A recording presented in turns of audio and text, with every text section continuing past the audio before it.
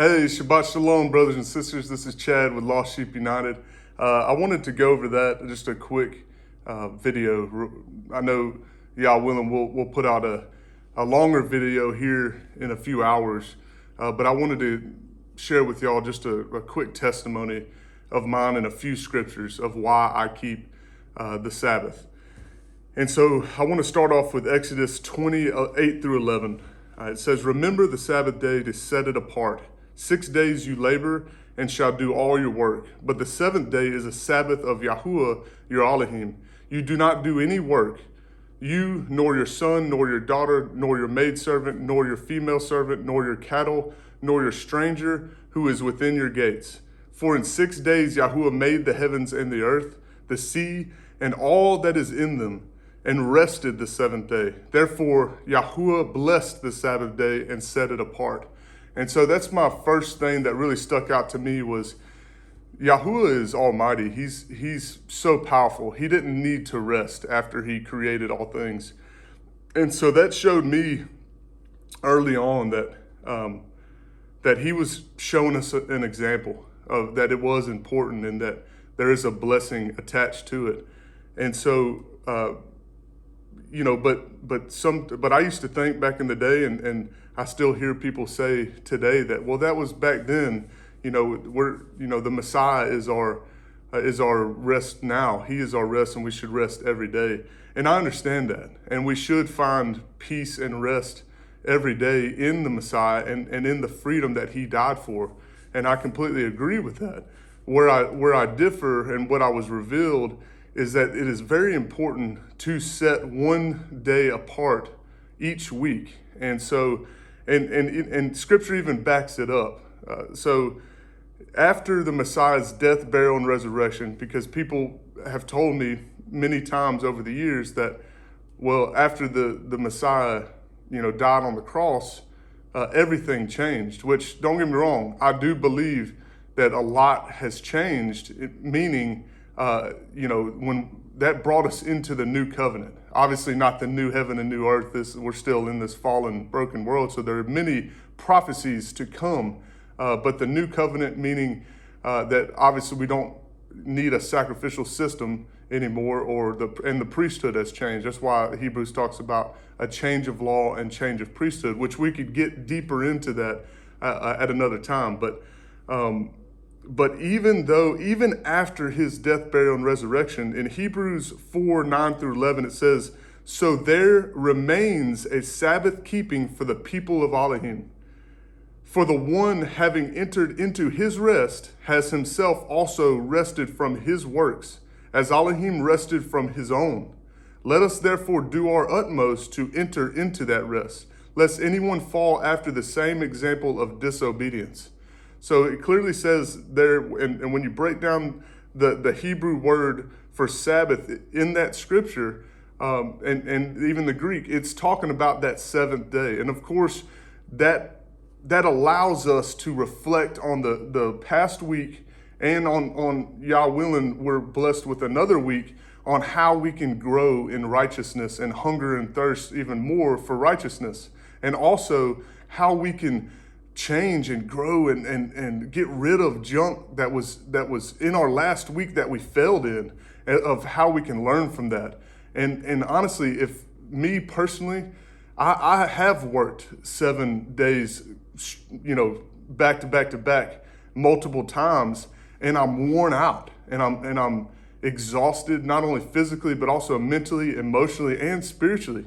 And sometimes whenever I was focused on chasing that dollar, or even just having fun and always doing something that was entertaining, right? And I would get distracted from spending that day, celebrating the Sabbath with brothers and sisters, and coming together, reading scripture, and iron sharpening iron, eating good food, fellowshipping, praise and worship. That one day, but also in that one day of rest, my personal relationship with the Father started to grow exponentially whenever I started to set that day apart. And I'm even striving even more to set the seventh day more apart, more and more each time that I follow it, knowing that my mind and my heart are focused on Him and Him alone and not distracted by the things of this world. And what that does is it produces more fruit throughout the week because it refocuses my whole week on, it refocuses my purpose and my effort moving forward to the next week if I'm blessed with the next week. I want to share one more scripture in Isaiah 58:13 through 14. If you do turn back your foot from the Sabbath, from doing your pleasure on my set-apart day, and shall call the Sabbath a delight, the set-apart day of Yahuwah esteemed, and shall esteem it, not doing your own ways, nor finding your own pleasure, nor speaking your own words, then you shall delight yourself in Yahuwah, and I shall cause you to ride on the heights of the earth, and feed you with the inheritance of Jacob, your father, for the mouth of Yahuwah has spoken. And so that clearly states, and I understand it's in the Old Testament, but we have to take all of Scripture and consider all of Scripture and learn and grow, because we know that all of Scripture was breathed out by the Father in heaven for our instruction and for our reproof. And so I encourage you, brothers and sisters, to call the Sabbath a delight. And I just challenge you for 4 weeks. That's what I got challenged with early on many years ago. And for 4 weeks, I honored the Sabbath, and it changed my life dramatically. I grew much closer to the Father. My marriage got stronger. My relationships with brothers and sisters in Messiah got stronger. But the most important thing is my mind and my heart and my spirit grew leaps and bounds because I set apart that day, and I took all the distractions and all the worries of the world and work, and I set it aside for one whole day every week for 4 weeks, and I never turned back. And don't get me wrong, over the years I've struggled with honoring it perfectly, but every time that I start to fall away and think that, hey, it's okay to do this or do that and kind of cheat on keeping the Sabbath, my life begins to get a little bit more chaotic. But whenever I truly set it apart and I truly honor the Sabbath day, my life is so much more blessed. And just like it says in that scripture, that he wants to allow us to soar on the heights of the earth and be uplifted and encouraged and edified if we call it a delight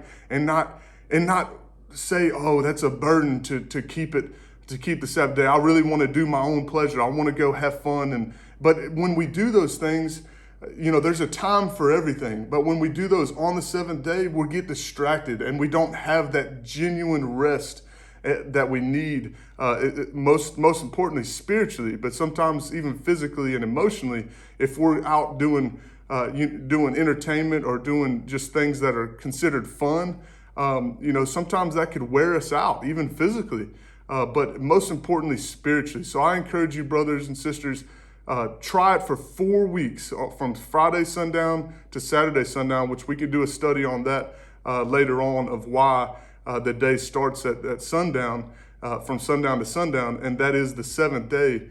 And I encourage you to do no work, to don't do your own pleasure, strive to dig in Scripture, pray, feast. It's a set apart feast day.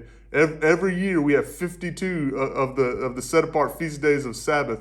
On top of that, we have all the feast days, and we have the high Sabbaths as well. And so there's many opportunities to come together with other brothers and sisters and feast and talk about Scripture and encourage and edify and build each other up. And it truly is a joy. If you call it a delight and you press into it and don't just do it because you're trying to allow it to be your salvation, because as we talked about in past videos, our obedience is dirty rags. But when we take off the flesh and put on the Messiah's obedience, his righteousness is pure and amazing. And so what it does is allows us, because he loved us, we're able to keep the Sabbath. Because he laid down his life, we're able to keep the Sabbath and all the ways of Yahuwah. I hope this quick video has blessed you guys, and keep a lookout on the deeper study here in the next few hours, y'all willing, on Sabbath and on other topics, and possibly some music to be posted as well, some praise and worship. Shalom.